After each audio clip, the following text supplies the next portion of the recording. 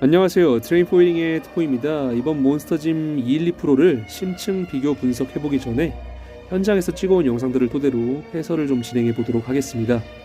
첫 번째 개인 포징들을 쭉 보여드릴 텐데요. 첫 번째 선수는 아흐메드 엘 사다니 선수입니다.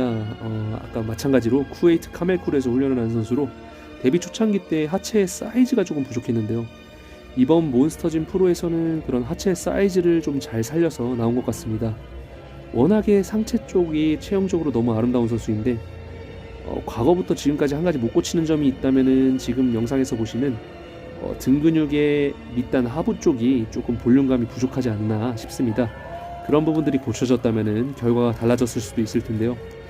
그럼에도 불구하고 아흐메드 엘 사다니 선수는 정말 훌륭한 모습을 보여줬기 때문에 제가 조금 212 프로전을 하기 전에 우승 후보가 될 수 있겠다라고 생각을 했는데 그만큼 좋은 모습을 보여줬던 것 같습니다. 또 이어지는 제가 생각했던 우승 후보 중 한 명인데요. 자파 가파네자드 선수입니다.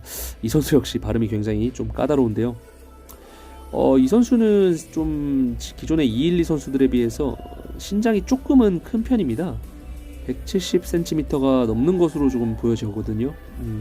근육의 모양 같은 경우는 좀 뛰어나지 않고 복부 쪽이 컨트롤이 안 되는 모습을 보이지만 워낙에 근육의 분리도나 부분 사이즈가 굉장히 좋은 선수입니다. 컨디셔닝 면에서는 아마 이번 몬스터짐 프로 212 프로전에 출전하는 선수 중에서 히데타다 야마기시와 맞먹을 정도로 굉장히 훌륭한 모습을 보였는데요. 다만 앞서 말씀드렸다시피 키가 좀 큰 편인 선수이다 보니까 비교 심사 때 좀 볼륨감 면에서 부족하지 않나. 이후에 제가 심층 비교 분석 영상을 할 때는 사진으로 쭉 비교 심사를 쭉 제가 정리를 해봤거든요. 그런 것들을 보시면은 자파 가파네자드 선수의 단점을 좀 볼 수 있을 것입니다. 굉장히 엔터테이너적인 그런 포징들을 선보이면서 관중들의 환호를 좀 끌어내는 모습도 보였고요. 한 가지 아쉽다면은 포징을 할 때는 복부를 잘 컨트롤하는데 포징 중간중간에 이렇게 좀 물론 호흡이 왔다 갔다 하긴 하지만 복부를 완전히 풀어버려서 하부 쪽이 그대로 그냥 튀어나온 채로 좀 노출이 되는 게 상당히 아쉬운 부분이 좀 컸습니다.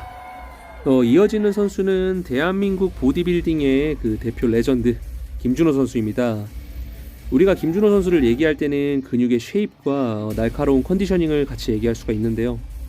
사실 이번 몬스터짐 프로에서의 김준호 선수의 모습은 우리가 100%의 김준호 선수 모습을 기대했을 때와는 조금은 100%의 김준호 선수와는 조금 부족한 면이 있지 않나 보자마자 느낀 점은 그런 점이었습니다. 그럼에도 불구하고 쉐입적인 면에서는 볼륨감이 상당하셨습니다. 본인보다 체중이 많이 나가는 선수들과 비교 심사를 치렀음에도 사이즈적인 면에서 오히려 작아 보이지 않은 모습을 보여주면서 인상 깊었는데요. 오히려 212 프로전에 나온 지금 몬스터짐 프로에 나온 212 선수들의 엄청난 그 컨디셔닝, 근육의 분리도 이런 면에서 좀 후퇴를 하지 않았나 싶은 그런 아쉬운 모습이 남겨졌습니다. 오히려 그 뉴욕 프로 때나 뭐 이런 기타 퍼스트 콜아웃에 불렸던 프로전에서의 그런 살벌한 다이어트 수준을 가지고 오셨다면 근육의 볼륨감적인 면을 떠나서 그런 부분들을 가져왔다면은 충분히 최고의 자리에서 경쟁을 할 수 있지 않았나 싶었던 그런 아쉬움이 남습니다. 포징은 진짜 베테랑답게 너무 유연하게 잘 해주셨습니다. 그리고 본인의 장점을 잘 알고 있죠. 이렇게 틀어서 이제 깊은 광배의 끈의 길이를 보여주는 모습들이 진짜 베테랑이 아니고서야 할 수 없는 그런 모습이었습니다. 본인의 장점을 그대로 잘 살린 개인 포징이었다고 생각합니다. 자, 이어지는 선수를 좀 소개를 한번 해볼까 합니다. 이어지는 선수는 제가 인터뷰를 좀 진행했던 선수죠. 사미르 트라우리 선수입니다. 이 선수 같은 경우는 제가 과거부터 늘 좀 생각을 했던 게 체형적으로 너무나 아름답습니다. 근육의 볼륨감도 뛰어나는데 매번 프로쇼에 나올 때마다 100%의 모습을 가져오지 못하는 듯한 모습이었습니다. 이번 몬스터짐 프로에서도 좀 안타깝게도 그런 컨디셔닝의 수준이 이제 기타 탑레벨의 선수들에 비해서 좀 부족하지 않았나. 그런 부분들이 메꿔진다면 충분히 위협이 될 만한 훌륭한 선수인데 매번 좀 아쉬운 모습을 보여서 개인적으로 조금 마음이 아픕니다. 사미르 트라우리 선수가 꽤나 오랫동안 본 선수인데 100%의 모습을 가져온다면은 2018년도 아놀드 클래식 때처럼 뭐 데이비드 헨리나 뭐 호세 레이몬드를 이길 정도로 훌륭한 모습을 가져올 수 있는 포텐셜이 있는 선수입니다.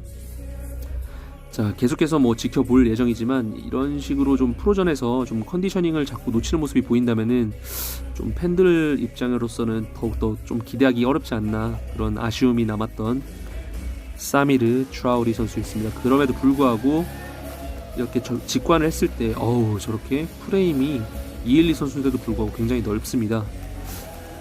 체중이 얼마 안 나가는 게 좀 신기하네요. 자, 이어지는 선수는 히데타다 야마기시입니다. 히데타다 야마기시 2019년도 올림피아 모습을 보고 제가 굉장히 어떻게 보면 비판 아닌 비판을 하게 됐는데요.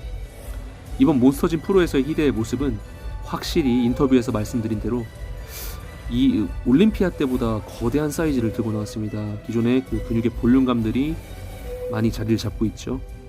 제가 옆에 아까 오픈 보디빌딩을 미리 보신 분들은 알겠지만은 옆에 이제 IFBB 프로 저치가 있었는데요. 앞서 말씀드렸다시피 비키니 선수로 출전한 아내 때문에 오늘은 좀 판정을 안 하셨는데, 그분이 이제 히데 야마기시는 너무나 훌륭한데 저 등 때문에 조금 탑 레벨로 가기가 힘들 거다라고 말씀을 하시더라고요.